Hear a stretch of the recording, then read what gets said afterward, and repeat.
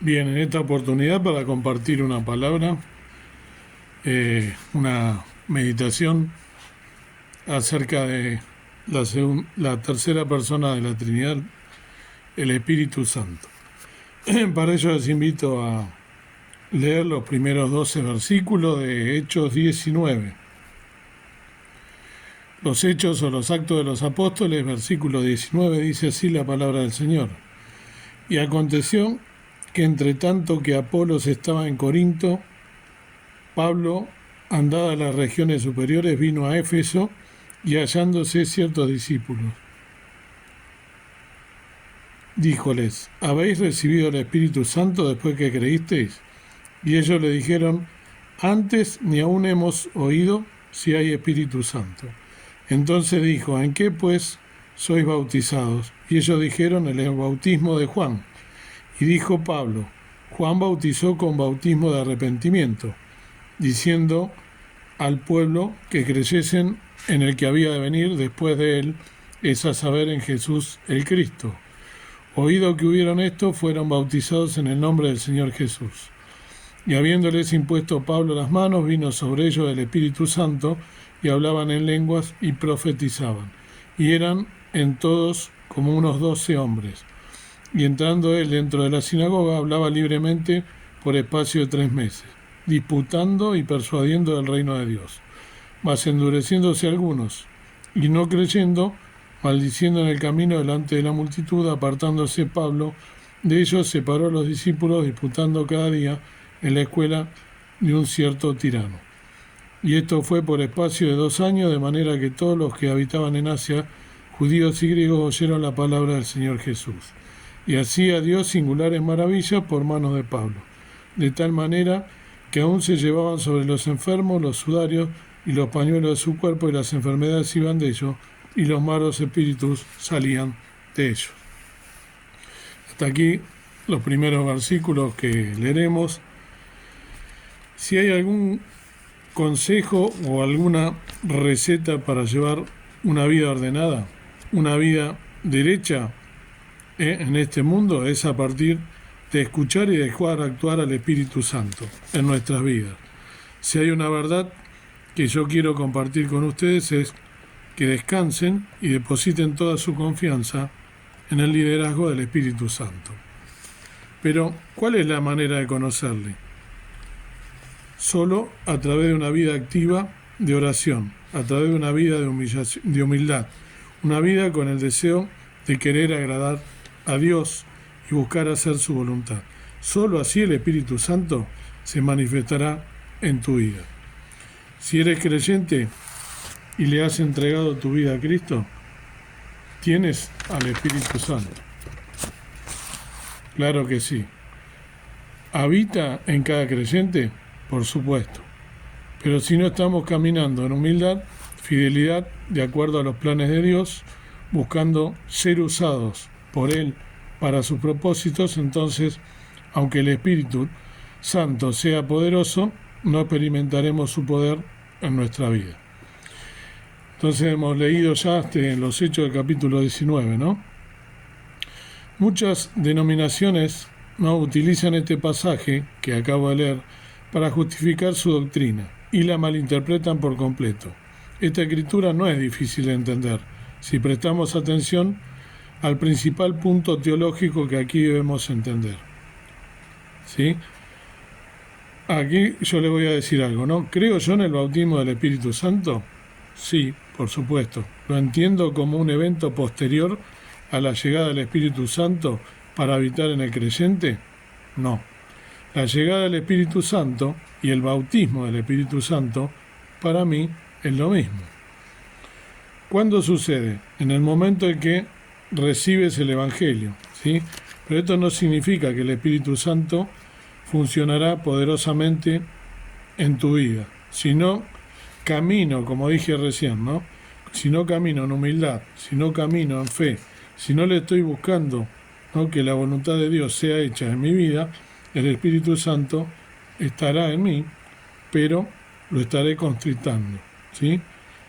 Y entonces no veré su poder siendo manifestado, ¿no?, en mi vida. con el fin de ministrar a otros, ¿sí? Y esto describe a la gran mayoría de la gente, a la gran mayoría de los creyentes. Lamentablemente no dejan actuar al Espíritu Santo, ¿no? Porque no buscan la voluntad de Dios. Así que, ya habiendo leído, vamos a ver cada versículo, ¿no? ¿Qué significa, ¿no? O lo más importante de cada versículo. En el versículo 1 vemos que Apolos no está en un lugar y Pablo está en otro. Y que justamente, en efecto, ¿no? En Éfeso, se encuentra Pablo. Bien, por eso cambié de anteojo. Aquí hay algo que en el versículo 2, ¿no? Que es normativo. El Espíritu Santo se recibe después de creer. Ellos dicen que son discípulos. Entonces Pablo quiere probarlos para ver si ellos recibieron al Espíritu Santo después que creyeron. Entonces ellos le responden que ni siquiera oyeron que hubiera Espíritu Santo. Por eso en el versículo 3 vemos que Pablo les pregunta en qué fueron bautizados, por lo que ellos dicen que en el bautismo de Juan. Vale aclarar que antes del ministerio de Jesús, ¿sí?, existían baptisterios, pero el bautismo no era algo en ese momento, en el Antiguo Testamento, no era algo que fuera nuevo, ¿sí?, en el Nuevo Testamento, ¿no? Si nosotros repasamos la historia judía, hay lugares que existieron antes del ministerio de Jesús. Estos servían para limpieza ceremoniales, con el fin de arrepentirse, es decir, darle la espalda al pecado y empezar a servir a Dios. Como sabemos, cuando una persona se bautiza es un acto o un paso de obediencia a Dios. La obediencia no nos salva, pero si queremos ser salvos tenemos que querer obedecer a Dios. La gente era bautizada mucho antes de Juan el Bautista para servir a Dios y dejar el pecado. Querían tener pureza. Volviendo al versículo, recordamos que Juan los llamaba a la gente desde el desierto, ¿no?, hacia el río Jordán para entonces sumergirlos allí. El versículo 4, lo más importante, aquí vemos que ellos desconocían lo que Jesús había hecho por el mundo al morir en la cruz. Ellos eran discípulos, pero eran discípulos de Juan. Por eso dice que fueron bautizados en el bautismo de Juan, no de Jesús. Ellos no habían oído el Evangelio. Esto lo podemos afirmar por lo que Pablo les dice, y lo que ocurre luego. Por eso en el versículo 5, ellos ahora, habiendo oído, ¿sí?, de labios de Pablo, son bautizados en el nombre del Señor Jesús. Ellos esperaban al Mesías, pero Pablo les revela la identidad de Jesús. Entonces ahora que les dice que Jesús es el Señor. Por eso, conociéndolo, los bautiza en su nombre. Les está revelando que Jesús debe ser el Señor de sus vidas. En el versículo 6, aquí Pablo les impone sus manos, ¿sí?, con la autoridad apostólica que tenía. Entonces vino el Espíritu Santo sobre ellos y hablaron en lenguas y profetizaban. Aquí vemos una manifestación milagrosa, ¿no?, de este poder. En la Biblia vemos que el hablar en lenguas es un don, ¿sí?, que demuestra el poder de Dios, ¿no? Demuestra algo inusual. La profecía está relacionada con la palabra de Dios. Los milagros, ¿sí?, con frecuencia llevan a la gente a oír y a creer en la palabra de Dios, ¿sí? Pero bueno, en ese entonces se manifestaban milagros, pero no significa que en este momento se deba ocurrir esos milagros, ¿no?, tan así abiertamente. El versículo 7 dice que eran 12. El número 12 hace referencia al pueblo de Dios. Esto les da una vinculación con Israel, ¿no? Ellos habían ahora escuchado quién era Jesús, por eso. En el versículo 8 Pablo hablaba libremente, sin importarle lo que los demás pensaban. Lo hizo por 3 meses. El número 3 significa revelación. Pablo quería revelarles la verdad, ¿sí?, acerca del reino de Dios. Y los persuadía, los convencía, ¿no? Cuando Pablo hablaba, él hablaba lo relacionado al reino de Dios. Ahora bien, ¿quién es el Espíritu Santo?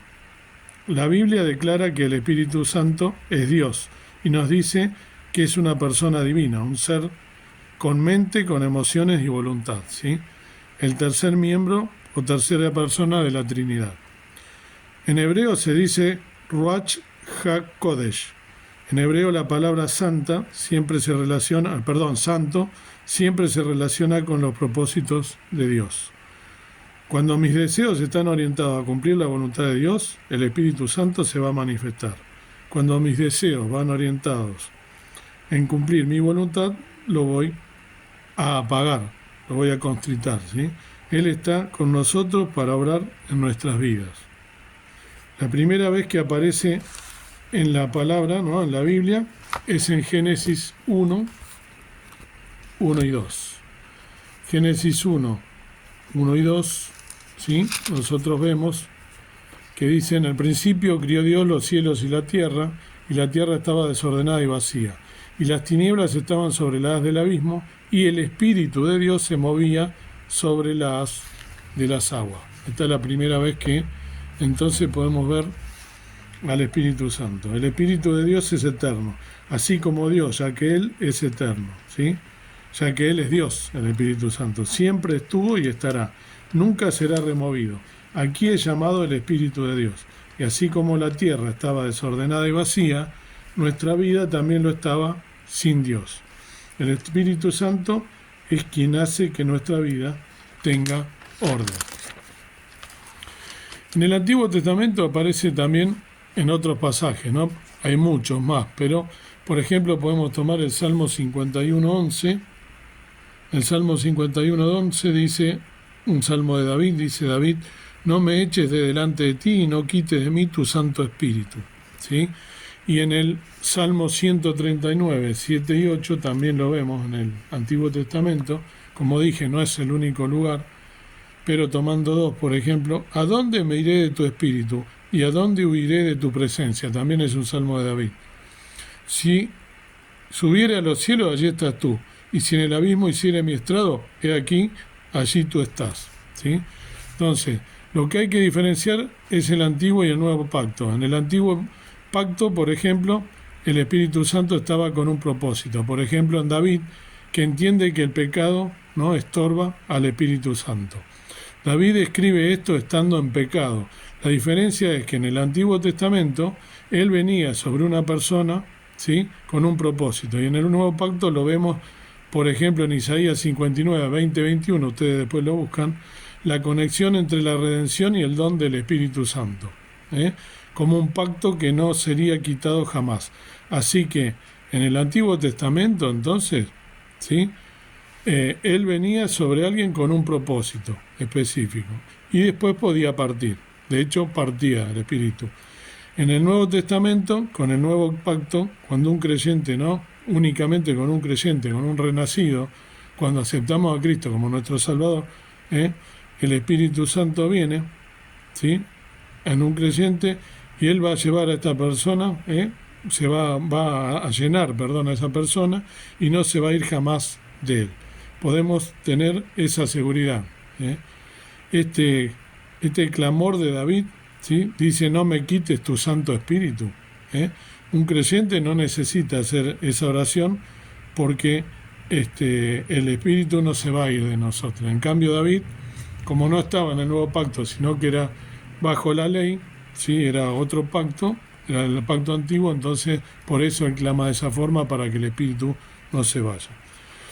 Ahora les voy a leer algunos de los nombres del Espíritu Santo y ustedes después lo pueden buscar deteniendo el video, ¿no? Yo no lo voy a hacer por una cuestión de tiempo.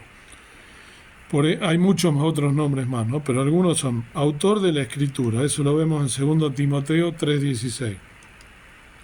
Consolador, consejero o paracleto o abogado. Isaías 11:2, San Juan 14:16 y San Juan 15:26. Guía, San Juan 16:13. Convictor de pecado, que quiere decir quien redarguye, ¿sí?, quiere decir esta palabra convictor. San Juan 16, del 7 al 11. Depósito, sello, garantía, también arras en alguna, o arras es una garantía, ¿no?, en alguna de las versiones. 2 Corintios 1:22, 2 Corintios 5:5 y Efesios 1:13 y 14. Intercesor, esto lo encontramos en Romanos 8:26. Maestro, San Juan 14:26. revelador, espíritu de verdad, San Juan 14, 17. Testigo o testimonio, Romanos 8, 16. El Espíritu Santo ejerce una gran influencia en nosotros, está conectado al Espíritu, ¿sí?, a la justicia y a la verdad. La justicia de Dios es colocada sobre nosotros cuando creemos a través de su obra en la cruz, por eso nos llama justo, ¿no? No por lo que nosotros hagamos, es un beneficio. Él quitó nuestros pecados, los deshizo, y luego de haber sido salvos, de haber sido nosotros salvos, queremos madurar y avanzar. Eso es lo que deberíamos nosotros querer hacer. No solo ser declarados justos a través de la obra de Jesús, sino conducirnos rectamente. Nosotros deberíamos estar comprometidos con esto. Para esto, el Espíritu Santo se mueve en nosotros para asistirnos, para darnos su poder y provisión, para vivir justamente. Debemos ser testigos de Dios. Algunas de las funciones que tiene, pues son varias, ¿no? Las que puede quizás resumir, son las que aparecen, por ejemplo, en el Evangelio de San Juan 14, 16 al 18, dice: y yo rogaré al Padre y os dará otro Consolador para que esté con vosotros para siempre, al Espíritu de verdad, al cual el mundo no puede recibir porque no le ve ni le conoce, mas vosotros le conocéis, porque está con vosotros y será en vosotros. No os dejaré huérfanos, vendré a vosotros. ¿Sí? Y después 25 y 26 del mismo capítulo dice: estas cosas os he hablado estando con vosotros, mas el Consolador, el Espíritu Santo, al cual el Padre enviará en mi nombre, Él os enseñará todas las cosas y os recordará todas las cosas que os he dicho. O sea que es alguno de los nombres que ya vimos, no es una guía, es un consolador, ¿sí? Es aquel que nos redarguye, aquel que, a través del cual hace una obra en nosotros, siempre y cuando lo dejemos actuar, ¿no? Siempre y cuando querramos cumplir, como dije, la voluntad de Dios. Y en San Juan 15, 26, en el otro capítulo, dando vuelta a la hoja, dice: empero cuando viniere el Consolador, el cual yo os enviaré del Padre, el Espíritu de verdad, el cual procede del Padre, Él dará testimonio de mí. Ahí están, ¿no?, justamente algunos de esos nombres que yo te mencioné anteriormente, aquí está, ¿no? Cuando vimos al Padre, ¿no? ¿Cuándo vimos nosotros al Padre, al Hijo y al Espíritu Santo? Como para ir cerrando, ¿no? ¿Cuándo vimos esa Trinidad junta, ¿no? En varios lugares, no es uno solo, pero por ejemplo, en San Mateo 3, un versículo conocidísimo, San Mateo 3, del 13 al 17, el bautismo del Señor Jesús. Entonces Jesús vino de Galilea a Juan al Jordán para ser bautizado de él. Mas Juan lo resistía mucho, diciendo: yo he menester ser bautizado de ti, y tú vienes a mí. Empero respondiendo Jesús le dijo: deja ahora, porque así nos conviene cumplir toda justicia. Entonces le dejó. Y Jesús, después que fue bautizado, subió luego del agua, y aquí los cielos le fueron abiertos, y vio al Espíritu de Dios que descendía como paloma y venía sobre él. Y aquí una voz de los cielos que decía: este es mi Hijo amado, en el cual tengo contentamiento, ¿no? Aquí entonces estamos viendo que el Señor Jesús es bautizado por Juan para dar testimonio, ¿no?, al Padre de que iba a cumplir su voluntad, de que Él había venido a cumplir su misión, que Él iba a cumplir. Y este bautismo es justamente un ejemplo que nos da a nosotros de obediencia al Padre Celestial, ¿no? Y vemos que el Espíritu desciende como paloma. Ahí vemos las tres personas de la Trinidad que están juntas en ese momento. Entonces no es el único lugar, como digo, de la Biblia, pero es uno donde vemos nosotros las tres personas, Dios en tres personas, Dios trino, Dios es uno y es tres, ¿sí? Uno es igual a tres y tres es igual a uno. Dios Padre, Dios Hijo, Dios Espíritu Santo. Dios en tres personas, bendita Trinidad. Dios quiera que entonces podamos dejar actuar al Espíritu Santo, dejar actuar, buscar la santidad, buscar que se cumpla en nuestra vida la voluntad de Dios a través del Espíritu Santo con el que fuimos sellados, y que no lo contristemos, sino que al contrario podamos cumplir la voluntad de Dios con ese Espíritu Santo que mora en nuestro ser y que nos redarguye de pecado. Que escuchemos su voz y que seamos hijos obedientes. Padre Dios nuestro que estás en el cielo, gracias por estos pensamientos, gracias por tu palabra clara, fiel, gracias por el Espíritu Santo con el que fuimos sellados, que no los contristemos, que lo dejemos actuar, que cada vez que escuchamos su voz, que dejemos que Él obre en nuestra vida para poder servirte con alegría, para poder ser hijos buscando la santidad en humildad, humillados, tomados de tu cruz, haciendo tu voluntad hasta que tú vengas, que podamos estar orando y velando en ti al tiempo hasta el día de tu venida. Gracias por Jesucristo, gracias por la resurrección, gracias por la vida, gracias porque Él venció la muerte y gracias porque nos dejó enseñado a través de los ejemplos de la obediencia al Padre, a pesar de ser el mismo Dios también, y ese Espíritu Santo que vino, el Consolador, todos esos nombres preciosos que tiene y todo lo que hace a partir del pacto, el nuevo pacto en la sangre de Jesús en la cruz del Calvario. Gracias por ese sacrificio enorme y porque somos tus hijos y porque podemos contar fielmente con el Espíritu Santo que nunca nos va a abandonar. Ayúdanos a serte fiel, ayúdanos a dejar obrar al Espíritu Santo y no entristecerlo. En el nombre del Señor Jesús te pido todas las cosas, con el perdón de mis faltas y pecados. Amén. Que el Señor nos bendiga y que podamos de verdad cumplir la voluntad de nuestro Padre Celestial.